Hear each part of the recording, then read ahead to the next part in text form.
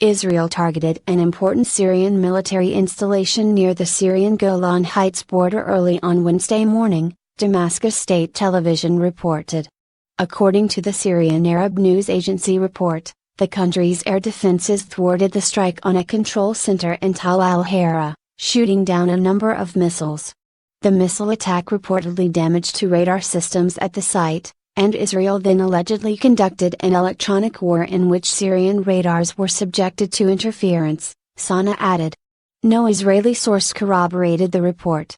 The IDF said it does not comment on reports in the foreign media.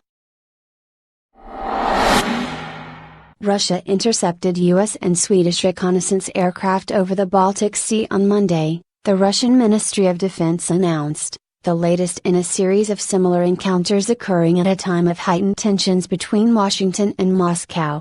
The Russian government statement said one of its Su-27 fighters approached the jets at a safe distance and identified them as a U.S. Air Force RC-135 spy plane and a Swedish Air Force Gulfstream reconnaissance aircraft.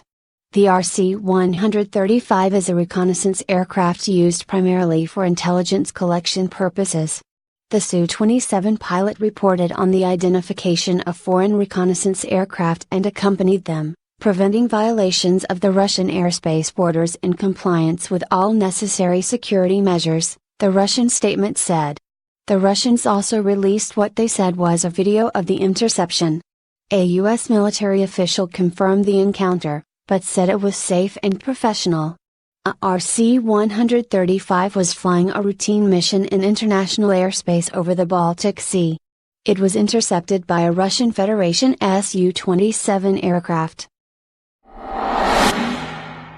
With the aim of enhancing the capabilities of the armed forces to fight wars in space, Indian government has approved the setting up of a new agency which will develop sophisticated weapon systems and technologies for the purpose. The Cabinet Committee on Security headed by Prime Minister Narendra Modi has cleared the setting up of this new agency called the Defense Space Research Agency, DSRO, which has been entrusted with the task of creating space warfare weapon systems and technologies. The agency would be providing the research and development support to the Defense Space Agency, DSA, which comprises members of the three services.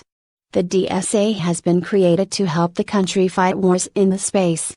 The Defense Space Agency is being set up in Bengaluru under an Air Vice Marshal rank officer and will gradually take over the space-related capabilities of the three forces.